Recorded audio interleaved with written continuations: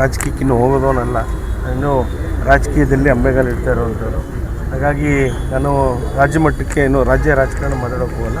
ನನ್ನ ಹಾಸನ ಕ್ಷೇತ್ರಕ್ಕೆ ಸಂಬಂಧಪಟ್ಟಂಗೆ ನಾನು ಕೂಡ ನಾನು ಮಾತಾಡಬೇಕಾಗುತ್ತೆ. ನಾನು ನಿನ್ನೆ ತಮ್ಮ ಮಾಧ್ಯಮದಲ್ಲೂ ನೋಡಿದೆ, ಲಾಟ್ರಿ ಶಾಸಕರು ಅದು ಇದು ಅಂತ. ನಮ್ಮ ತಂದೆ ದಿವಂಗತ ಎಚ್.ಎಸ್. ಪ್ರಕಾಶ್ ಅವರು 6 ಬಾರಿ ಚುನಾವಣೆಯನ್ನು ಎದುರಿಸಿದ್ದಾರೆ, 4 ಬಾರಿ ಶಾಸಕರಾಗಿದ್ದಾರೆ. ಕೆಲವೊಂದು ಕಡೆ ಜನರ ಪ್ರೀತಿ ವಿಶ್ವಾಸದಿಂದ ಅವರು ಏನು ಇದಾಗಿದ್ದಾರೆ, ಗೆದ್ದಿದ್ದಾರೆ. ನಾನು ಕೂಡ 85,000 ಮತವನ್ನು ಪಡೆದು ಲಾಟ್ರಿ ಮುಖಾಂತರನೇ ಆಗಿರೋದು. ಯಾಕೆಂದರೆ ಜನರ ನಿರೀಕ್ಷೆ ಮೇಲೆ ಜನರ ಒಂದು ಆಶೀರ್ವಾದದಿಂದ ಆಗಿರೋದು. ನಮ್ಮ ತಂದೆ ಅನುಕಂಪನೂ ಇರ್ಬೋದಿಲ್ಲ ಅಂತ ನಾನು ಅಲ್ಲಿಗಳಿಲ್ಲ. ಯಾಕೆಂದರೆ ನಮ್ಮ ತಂದೆ ಮಾಡಿರೋಂಥ ಕೆಲಸಗಳು. ಹಾಗೆ ನಾನು ರಾಜಕೀಯಕ್ಕೇನು ಹೊಸಬ್ನಲ್ಲ. ನಾನು ಕೂಡ ಮಾಧ್ಯಮದಲ್ಲಿ ನೋಡ್ತಾ ಇದ್ದೆ ರಾಜಕೀಯಕ್ಕೆ ಹೊಸಬ್ನಾಗಿದ್ದೀನಿ. ನಾನು ಹಿಂದೆ ಜಿಲ್ಲಾ ಪಂಚಾಯತ್ ಸದಸ್ಯನಾಗಿ, ಜಿಲ್ಲಾ ಪಂಚಾಯತ್ ಉಪಾಧ್ಯಕ್ಷನಾಗಿ ಸೇವೆ ಸಲ್ಲಿಸಿದರೆ ಜನರ ನಾಡಿಮಿಡಿತ ಹಾಸನ ಕ್ಷೇತ್ರದ ನಾಡಿಮಿಡಿತನ ಕೂಡ ಅರ್ತಿದ್ದೇನೆ. ನನ್ನ ಇತಿಮಿತಿಯಲ್ಲಿ ನನ್ನ ಏನು ಕೆಲಸ ಮಾಡಬೇಕಾಗಿದೆ ನನ್ನ ಕ್ಷೇತ್ರದಲ್ಲಿ ಹಲವಾರು ಕೆಲಸ ಕಾರ್ಯಗಳನ್ನ ಮಾಡಿದ್ದೇನೆ. ಮುಂದಿನ ದಿನಗಳಲ್ಲಿ ಅಂಕಿಅಂಶನ ಇಡ್ತೀನಿ. ಹಾಸನ ನನ್ನ ಕ್ಷೇತ್ರದಲ್ಲಿ ಯಾವ್ಯಾವ ಶಾಶ್ವತವಾಗಿರೋಂಥ ಕೆಲಸನ ನಾನು ಮಾಡಿದ್ದೇನೆ ಅಂತ ಅಂಕಿಅಂಶವಾಗಿ ಮತ್ತು ದಾಖಲೆ ಸಮೇತ ನಾನು ಮುಂದಿನ ದಿನಗಳಲ್ಲಿ ತಮ್ಮ ಮುಖಾಂತರ ಇಡ್ತೇನೆ. ಆದರೆ ಕೆಲವೊಂದು ಕಡೆ ನಾನು ಲಾಟ್ರಿ ಅಂತ ಪದ ಇಟ್ಟವರು ಎಲ್ಲ ಟೈಮ್ ಲಾಟ್ರಿ ಹೊಡೆಯೋದು ಅನುಕಂಪ ಎಲ್ಲ ಟೈಮ್ ಲಾಟ್ರಿ ಹೊಡೆಯೋದು ಬೇರೆ. ನಾನು ಲಾಟ್ರಿ ಆಡ್ದವನು ಅಲ್ಲ. ಲಾಟ್ರಿ ಅಂತ ಪದ ಹೇಳೋರು ಅದರ ಆಳ ಅಗಲ ಗೊತ್ತಿರೋರೇ ಲಾಟ್ರಿ ಬಗ್ಗೆ ಮಾತಾಡಬೇಕು. ಅದ್ರ ಬಗ್ಗೆ ನಾನು ಚರ್ಚೆ ಮಾಡೋಕ್ಕೆ ಹೋಗಲ್ಲ. ಲಾಟ್ರಿ ಅಂತ ಹೇಳಿದವ್ರಿಗೆ ನಮ್ಮ ದಿವಂಗತ ನಮ್ಮ ತಾತ ಅವರಿದ್ದರು, ಸಣ್ಣಯ್ಯ ಅಂತ. ಅವರು ಕೂಡ ನಗರಸಭೆ ಸದಸ್ಯರಾಗಿ, ಪುರಸಭೆ ಸದಸ್ಯರು 77ರಲ್ಲಿ. ನಮ್ಮ ತಂದೆನೂ ಕೂಡ 83ರಲ್ಲಿ 85ನೇ ಇಸ್ವಿಯಲ್ಲಿ ನಗರಸಭೆ ಸದಸ್ಯರಾಗಿ 2 ಬಾರಿ ನಗರಸಭಾ ಅಧ್ಯಕ್ಷರಾಗಿ. ನಮ್ಮ ಇತಿಹಾಸ ಅವ್ರಿಗೆ ಗೊತ್ತಿಲ್ಲ, ಅವ್ರಿಗೆ ಬಹುಶಃ. ನಾವು ಜನರ ಏನು ನಮ್ಮ ಹಾಸನ ಕ್ಷೇತ್ರದ ಮತದಾರರು, ನಮ್ಮ ಜನರ ಸೇವೆಗೆ ನಾವು ಸದಾಕಾಲ ಮುಡುಪಿಟ್ಟಿದ್ದೀವಿ. ನಾನು ಕೂಡ ಯಾವಾಗಲೂ ನಮ್ಗೆ ಹೇಳಿದೆ, ನಾನು ಎಲ್ಲೋ ಬೆಂಗಳೂರಿನ ಮತ್ತೊಂದಲ್ಲೇ ಇಲ್ಲವನಲ್ಲ, ಹಾಸನದಲ್ಲೇ ಇರ್ತೀನಿ. ರಾಜಕೀಯನ ನಾವು ಭಾಳ ಚಿಕ್ಕ ವಯಸ್ಸಲ್ಲಿ ನಾವು ಕೂಡ ರಾಜಕೀಯಕ್ಕೆ ಬಂದಿರೋರು. ಮುಂದಿನ ದಿನಗಳಲ್ಲಿ ನಾನು ಏನು ನಮ್ಮ ಮೈತ್ರಿ ಧರ್ಮನ ಪಾಲನೆ ಮಾಡೋನು. ಹಾಗಾಗಿ ನನ್ನ ಕಡೆಯಿಂದ ಮೈತ್ರಿಗೆ ಯಾವುದು ಕೂಡ ಧಕ್ಕೆ ಆಗಬಾರ್ದು ಅಂತ ನಾನು ಎಲ್ಲೂ ಕೂಡ ನಾನು ಚರ್ಚೆ ಮಾಡಲ್ಲ. ಹಿಂದೆ ಲೋಕಸಭೆ ಚುನಾವಣೆಯಲ್ಲಿ ತಾವೆಲ್ಲ ನೋಡಿ ಯಾರ್ಯಾರು ಮೈತ್ರಿ ಧರ್ಮ ಪಾಲನೆ ಮಾಡಿದರೆ ಮಾಡಿಲ್ಲ ಅಂತ ಧರ್ಮಸ್ಥಳಕ್ಕೆ ಹೋಗಿ ಪ್ರಮಾಣ ಮಾಡಿದ್ರೆ ಗೊತ್ತಾಗುತ್ತೆ. ಈಗಾಗಲೇ ಅವರು ವಿಜಯೇಂದ್ರ ಅವರು ಹಣ ಪ್ರಮಾಣ ಮಾಡಿದ ಧರ್ಮಸ್ಥಳಕ್ಕೆ ಹೋಗಿ ಅವರು ಕೂಡ ಯಾರು ನನ್ನ ಬಗ್ಗೆ ಹೇಳಿದಾರಲ್ಲ ಅವ್ರಿಗೆ ಹೋಗಿ ಧರ್ಮಸ್ಥಳಕ್ಕೆ ಹಣ ಪ್ರಮಾಣ ಮಾಡಲಿ. ಯಾರು ಮೈತ್ರಿ ಲೋಕಸಭಾ ಚುನಾವಣೆಯಲ್ಲಿ ಯಾರು ಮಾಡಿಲ್ಲ ಯಾರು ಮಾಡಿದ್ದಾರೆ ಅಂತ ಹಣ ಪ್ರಮಾಣ ಮಾಡಿದ್ರೆ ಗೊತ್ತಾಗುತ್ತೆ. ನಾವು ಮೈತ್ರಿ ಧರ್ಮ ಪಾಲನೆ ಮಾಡಬೇಕು. ನಮ್ಮ ಹಿರಿಯರು ಏನು ದೇವೇಗೌಡರು, ರೇವಣ್ಣವ್ರು ಇರ್ಬೋದು, ಕುಮಾರಣ್ಣವರು, ನಮ್ಮ ಹಿರಿಯರು ಏನು ಮೈತ್ರಿ ಧರ್ಮವನ್ನು ಪಾಲನೆ ಮಾಡೋಕ್ಕೆ ಹೇಳಿದರೆ ಆ ನಿಟ್ಟಿನಲ್ಲಿ ಪಾಲನೆ ಮಾಡ್ತೀವಿ. ಮುಂದಿನ ಕೂಡ ನಾನು ಈ ಟಿಕೆಟ್ ಇದ್ರ ಬಗ್ಗೆ ನಾನು ಎತ್ತಕ್ಕೆ ಹೋಗಲ್ಲ. GPA ಮಾಡಿಕೊಟ್ಟಿಲ್ಲ ಅಂತ ಹೇಳಿದೆ. GPA ನೋಡೋಣ ಬನ್ನಿ ಸರ್, ಚುನಾವಣೆ ಬಂದ ಸಂದರ್ಭದಲ್ಲಿ ನೋಡೋಣ. ಈಗಾಗಲೇ ನಿಮ್ಗೆ ಹೇಳೋದಲ್ಲ, ಲಾಟ್ರಿ ವಿಚಾರಕ್ಕೆ ಲಾಟ್ರಿ ಬಗ್ಗೆ ನನಗೆ ಹಾಳಾಗ್ಲೂ ಗೊತ್ತಿಲ್ಲ. ಲಾಟ್ರಿ ಆಡೋರು ಯಾರು ಅವರು ಅದನ್ನು ಹೇಳ್ತಾರೆ. ಗೊತ್ತಿರದಲ್ಲೇ ಬಿಸಿ ರಕ್ತದಲ್ಲಿ ಮಾತಾಡ್ತಾರೆ ಸರ್, ನಾನು ಹೇಳಿಲ್ವ, ಯಾವತ್ತೂ ಕೂಡ ಭಾಳ ತಾಳ್ಮೆಯಿಂದ ಹೋಗುವಂಥವ್ರು ನಾನು. ಯಾವುದಕ್ಕೂ ಕೂಡ ಉದ್ವೇಗಕ್ಕೆ ಒಳಗಾಗೋ ನಾನಲ್ಲ.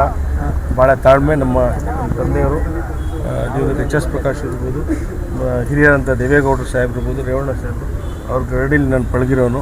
ಯಾವ ಉದ್ಯೋಗಕ್ಕೂ ಒಳಗಾಗಲ್ಲ. ನಮ್ಮ ಕೆಲಸ ಜನರ ಸೇವೆ.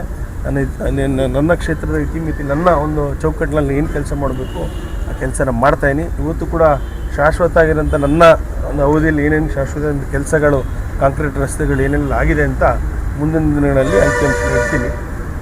ಇಂಡಿಯಾಗೆ ಧಕ್ಕೆ ಬರೋದ ರೀತಿ ಇದುವರೆಗೂ ಎಲ್ಲೂ ನಾನು ಮೈತ್ರಿ ಧರ್ಮದ ವಿಚಾರವನ್ನು ನಾನು ಮಾತಾಡಿಲ್ಲ. ಟಿಕೆಟ್ ನನಗೆ ಅಂತೂ ನಾನು ಹೇಳಿಲ್ಲ. ಟಿಕೆಟ್ ನನಗೆ ಅಂತ ಯಾವ ಥರ ಹೇಳಿಲ್ಲ, ಆ ಥರ ಏನು ಹೇಳಿಲ್ಲ. ಚರ್ಚೆ ನನ್ನ ಸಂದರ್ಭ ಹೇಳಿಲ್ಲ.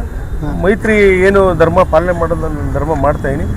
ಟಿಕೆಟ್ ವಿಚಾರ ಬಂದಾಗ ಅದನ್ನು ಮುಂದೆ ನೋಡೋಣ. ಇವಾಗಲೇ ಪ್ರಸ್ತಾಪ ಆಗ್ತಿಲ್ಲ ಟಿಕೆಟ್ ವಿಚಾರ ಅಂತ. ವಿಚಾರ ಹೇಳಿಲ್ಲ ಸರ್. ನಾನು ಎಲ್ಲರೂ ನನಗೆ ಟಿಕೆಟ್ ನನಗೆ ಅಂತ ಎಲ್ಲರೂ ತಮ್ಮ ಮಾಧ್ಯಮದಲ್ಲಿ ಏನಾದ್ರು ಹೇಳಿದ್ರೆ ತಾವು ತೋರಿಸಿ ಸರ್. ನಾನು ಮಾತಾಡ್ತೀನಿ. ಟಿಕೆಟ್ ಎಲ್ಲೂ ನನಗೆ ಆತಂಕ ಅಂತ ಹೇಳಿರ್ಬೋದು ಅಷ್ಟೇ. ನನ್ನ ಟಿಕೆಟ್ ನನಗೆ ಅಂತ ನಾನು ಎಲ್ಲೂ ಹೇಳಿಲ್ಲ. ಯಾಕೆಂದರೆ ಕೆಲವೊಂದು ಕಡೆ ಮೈತ್ರಿ ಧರ್ಮ ಪಾಲನೆ ಮಾಡೋದು ನಮ್ಮ ಧರ್ಮ. ಎಲ್ಲೂ ನಮ್ಮ ಹಿರಿಯರಿಗೆ, ಕುಮಾರಣ್ಣವ್ರಿಗೆ, ರೇವಣ್ಣವ್ರಿಗೆ ಧಕ್ಕೆ ತರುವಂಥ ಕೆಲಸ ಮಾಡಲ್ಲ. ಆಮೇಲೆ ಮತದಾರರು ಕೂಡ 85,000 ನನಗೆ ಮತ ಹಾಕೋ ಮುಖಾಂತರ ಲಾಟ್ರಿ ಮುಖಾಂತರ ಗೆದ್ದಿರೋಂಥದ್ದು ಅಂದ್ಕೊಳ್ಳಿ, ತೊಂದರೆ ಇಲ್ಲ. 85,000 ಮತಗಳು ಹಾಕಿ ನನಗೆ ಲಾಟ್ರಿ ಮುಖಾಂತರ ಗೆಲ್ಲಿಸಿದ್ದಾರೆ. 85,000 ಏನು ಮತದಾರರಿಗೂ ಕೂಡ ಮತ್ತು ನನಗೆ ಯಾರು ಓಟ್ ಹಾಕಿಲ್ಲವಲ್ಲ ಅವ್ರಿಗೂ ಕೂಡ ನಾನು ಶಾಸಕನೇ. ಹಾಗಾಗಿ ಎಲ್ಲರಿಗೂ ಕೂಡ ನಾನು ನನ್ನ ಏನು ಪ್ರಾಮಾಣಿಕವಾಗಿ ನನ್ನ ಏನು ಶಾಸಕರ ನಿಧಿ ಇರ್ಬೋದು ಮತ್ತು ಬೇರೆ ಬೇರೆ ಏನು ಅನುದಾನ ತಂದು ಕೆಲಸ ಮಾಡೋಂಥ ಪ್ರಾಮಾಣಿಕ ಪ್ರಯತ್ನ ಮಾಡ್ತಾಯಿದ್ದೀನಿ. ಸರ್ಕಾರಿ ಕಚೇರಿ ಕೆಲಸಕ್ಕೆ ಸಂಬಂಧಪಟ್ಟ ಹಾಗೆ ಶಾಸಕರು ಫೋನ್ ಮಾಡಿದವ್ರು ಅವ್ರ ಪಿ ಎ ಫೋನ್ ಮಾಡಿದ್ರು ಸಾಕು, ನಾನು ಯಾರು ಬರಬೇಕು ಅಂತಿದ್ರೆ ನಾನು ಬರ್ತೀನಿ, ಒಟ್ಟಿಗೆ ಸೇರಿ ಕೆಲಸ ಮಾಡೋಣ. ಎಲ್ಲರೂ ಇವತ್ತು ನಾನು ಹೇಳಿದೆ ಅವತ್ತೇ, ಪ್ರಜಾಪ್ರಭುತ್ವ ಇವತ್ತು ಪ್ರತಿಯೊಬ್ಬರಿಗೂ ಕೂಡ ಹಕ್ಕಿದೆ. ಕೆಲಸ ಮಾಡೋಕ್ಕೆ ಇರ್ಬೋದು, ಕೆಲಸ ಮಾಡಿಸೋಕ್ಕೂ ಕೂಡ ಎಲ್ಲರೂ ಕೂಡ ನಮ್ಮ ಹಿರಿಯರು ಎಲ್ಲ ನಮ್ಮ ಕಾರ್ಯಕರ್ತರು ಮುಖಂಡರೆಲ್ಲ ಇದ್ದಾರೆ. ಎಲ್ಲರಿಗೂ ಕೂಡ ಹೋಗಿ ಕೆಲಸ ಮಾಡಿಸೋಂಥ ಇದಿರುತ್ತೆ, ಹಕ್ಕಿದೆ. ಹಾಗಾಗಿ ಎಲ್ಲರೂ ಕೂಡ ಮಾಜಿ ಶಾಸಕರಿರ್ಬೋದು, ಮಾಜಿ ನಗರಸಭೆ ಸದಸ್ಯರಿರ್ಬೋದು, ಮಾಜಿ ಕೌನ್ಸಿಲರ್ಗಳಿರ್ಬೋದು, ಅಧ್ಯಕ್ಷರಿರ್ಬೋದು, ಎಲ್ಲರೂ ಬಂದು ಕೆಲಸ ಮಾಡಿಸುವಂಥ ಇದಿದೆ. ನಾನು ಕೂಡ ಸ್ವಾಗತಾರ್ಹ ಎಲ್ಲ ಕೆಲಸ.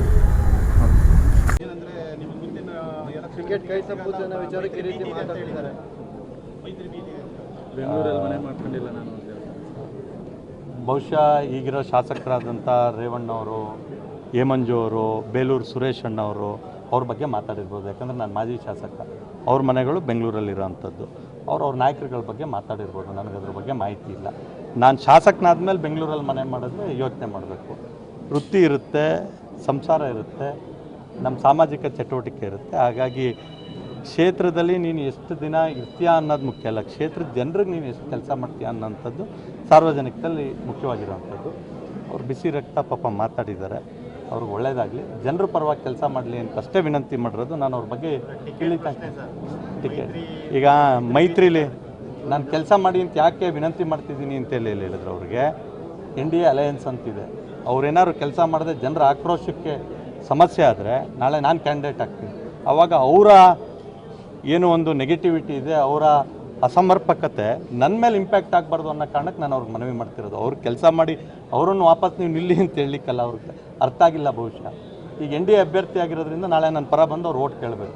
ಅವ್ರು ಕೆಲಸನೇ ಮಾಡಿಲ್ಲ ಅಂತ ಹೇಳಿದ್ರೆ ಅವ್ರ ನೆಗೆಟಿವಿಟಿ, ಜನರ ಆಕ್ರೋಶ ನನ್ನ ಮೇಲೆ ಬರಬಾರ್ದು ಅನ್ನೋದಕ್ಕೆ ದಯಮಾಡಿ ಸಹೋದರ, ಸ್ನೇಹಿತ ಶಾಸಕರಿಗೆ ನಾನು ವಿನಂತಿ ಮಾಡಿದ್ದು, ದಯಮಾಡಿ NDAಗೆ ಆ್ಯಂಟಿ ಇನ್ಕಮೆನ್ಸಿ ಬರೋ ರೀತಿಯಲ್ಲಿ ನಿಮ್ಮ ದಿನನಿತ್ಯದ ಚಟುವಟಿಕೆ ಇರಬಾರ್ದು. ಕ್ಷೇತ್ರದ ಕೆಲಸಗಳು NDA ಪರವಾಗಿರೋವಂಥದ್ದು ಆಗಬೇಕು. ಯಾಕಂದರೆ ಮುಂದೆ ನಾನು ಅಭ್ಯರ್ಥಿ ಆಗೋದ್ರಿಂದ ನನಗೆ ಕಾಳಜಿ ಜಾಸ್ತಿ. ಹಾಗಾಗಿ ನಾನು ನಿಮ್ಗೆ ಹೇಳ್ತಾ ಇರೋದು ಅರ್ಥ ಆಗಲಿಲ್ಲ. ಅವ್ರಿಗೆ ಅಭ್ಯರ್ಥಿ ಆದರೆ ಅವ್ರಿಗೆ ಕೆಲಸ ಮಾಡಬೇಕು, ನಾನು ಅಭ್ಯರ್ಥಿ ಆದರೆ ನನಗೆ ಕೆಲಸ ಮಾಡಬೇಕು, ಮೂರನೇ ವ್ಯಕ್ತಿ ಕೊಟ್ಟರು ಕೆಲಸ ಮಾಡಬೇಕು. ಆದರೆ ನಾನೊಬ್ಬ ರಾಜ್ಯ ಪ್ರಧಾನ ಕಾರ್ಯದರ್ಶಿಯಾಗಿ NDAಯಲ್ಲಿ ಪ್ರಮುಖ ಪಾತ್ರ ವಹಿಸುವಂಥ ನನಗೆ ನನ್ನ ಕ್ಷೇತ್ರದಲ್ಲಿ NDA ಪರವಾದ ವಾತಾವರಣ ಇಲ್ಲದೆ ಇರೋಂಗೆ ಮಾಡ್ಕೊಂಡ್ರೆ ನಾಳೆ ದಿನ ರಾಜ್ಯದ ಜನ ಕೇಳೋಂಥದ್ದು ಆಗಬಾರ್ದು. ಹಾಗಾಗಿ ಅಭ್ಯರ್ಥಿ ಯಾರು ಅನ್ನೋಂಥದ್ದು ಅವತ್ತು ತೀರ್ಮಾನ ಆಗಲಿ. ಅವ್ರಿಗೆ ಕೊಟ್ಟರೆ ಖಂಡಿತವಾಗ್ಲೂ ನಾವೆಲ್ಲರೂ ಸೇರಿ ನಾನು ಅಭ್ಯರ್ಥಿ ಆಗ್ತೀನಿ ಅಂತಲೇ ನಾನು ಹೇಳೋದು, ಅವ್ರು ಅಭ್ಯರ್ಥಿ ಆಗ್ತೀನಿ ಅಂತಲೇ ಅವ್ರು ಹೇಳೋದು. ನಮ್ಮಿಬ್ಬರು ಬಿಟ್ಟು ಬೇರೆಯವ್ರಿಗೆ ಅಭ್ಯರ್ಥಿ ಮಾಡ್ತೀನಿ ಅಂತ ಬೇರೆಯವ್ರು ತೀರ್ಮಾನ ಮಾಡ್ಬೋದು. ಆದರೆ ಇಂಪಾರ್ಟೆಂಟ್ ಇರೋದು NDA ಗೆಲ್ಲಬೇಕು ಅಂದರೆ ಈಗಿರೋಂಥ ಶಾಸಕರು NDAಗೆ ಆ್ಯಂಟಿ ಇನ್ಕಮೆನ್ಸಿ ಬರದೇ ಇರೋ ರೀತಿಯಲ್ಲಿ ತಮ್ಮ ಕಾರ್ಯಚಟುವಟಿಕೆಯನ್ನು ಮತ್ತು ಅಭಿವೃದ್ಧಿಯನ್ನು ಮಾಡಬೇಕು. ಆ ನಿಟ್ಟಿನಲ್ಲಿ ಅವ್ರಿಗೆ ಸಲಹೆ ಕೊಟ್ಟಿದ್ದೀನಿ. ಪಾಪ ಅವರಿಗೆ ಟಿಕೆಟ್ ಭೀತಿ, ನನಗೆ ಟಿಕೆಟ್ ಭೀತಿ ಇಲ್ಲ. ಪ್ರೀತಮ್ ಗೌಡ್ರದ್ದು ಆಳ ಗೊತ್ತಿಲ್ಲದಿರೋರು ಅವ್ರ ಟಿಕೆಟ್ ಬಗ್ಗೆ ಮಾತಾಡ್ತಾರೆ. ನನ್ನ ಶಕ್ತಿ ಏನು ಅನ್ನೋಂಥದ್ದು ಹಾಸನ ವಿಧಾನಸಭಾ ಕ್ಷೇತ್ರದ ಎಲ್ಲ ನಮ್ಮ ಕಾರ್ಯಕರ್ತರು ಗೊತ್ತು. ಜನರ ಆಶೀರ್ವಾದ ಎಲ್ಲಿ ತನಕ ಇರುತ್ತೆ ಅಲ್ಲಿ ತನಕ ಪ್ರೀತಮ್ ಗೌಡ ಇರ್ತಾನೆ. ಈಗ ಪ್ರೀತಮ್ ಗೌಡಂಗೆ ಜನ ಬೇಡ ಅಂತೇಳಿ ಹೇಳಿದ್ರು, ರೆಸ್ಟ್ ತಗೊಂಡಿದ್ದೀನಿ. ಮುಂದಿನ ಸಲ ಯಾರು MLA ಆಗಬೇಕು ಅನ್ನೋಂಥದ್ದು ಜನ ತೀರ್ಮಾನ ಮಾಡ್ತಾರೆ. ಪ್ರೀತಮ್ ಗೌಡ ತೀರ್ಮಾನ ಮಾಡಲ್ಲ, ಸ್ವರೂಪ್ ಅವ್ರು ತೀರ್ಮಾನ ಮಾಡಲ್ಲ. ಆಮೇಲೆ MLA ಆದ ತಕ್ಷಣ ಅವ್ರಿಗೆ ಟಿಕೆಟು ಅಂತೇಳಿ GPಯನ್ನು ಯಾರಿಗೂ ಕೊಟ್ಟಿಲ್ಲ. ಆ ರೀತಿ ಟಿಕೆಟ್ ಕೊಡೋದಾದರೆ JDSಲ್ಲಿರೋರು 18 ಜನ MLA, JDSಗೆ 18 B.Pharm ಸಾಕಾ? 224 ಕ್ಷೇತ್ರದಲ್ಲಿ ಗೆದ್ದ MLAಗಳಿಗೆ ಎಲ್ಲರಿಗೂ ಟಿಕೆಟು ಅಂತೇಳಿ ಹೇಳಿದ್ರೆ 2028ಕ್ಕೆ ನಡೆಯೋ ಚುನಾವಣೆಯಲ್ಲಿ 18 B.Pharm ಸಾಕಾಗ್ತದೆ JDSಗೆ? ಅವ್ರು 70-80 ಸೀಟ್ ಬೇಕು ಅಂತಿದ್ದಾರೆ. ಗೆಲ್ಲ ಸೀಟ್ಗಳಿಗೆ ಟಿಕೆಟ್ ಬೇಕು ಅಂತಾರೆ. ಚನ್ನಪಟ್ಟಣ ಏನಾಯಿತು, ಹಾಸನ ಏನಾಗುತ್ತೆ ಗೊತ್ತಿರುತ್ತಲ್ಲ.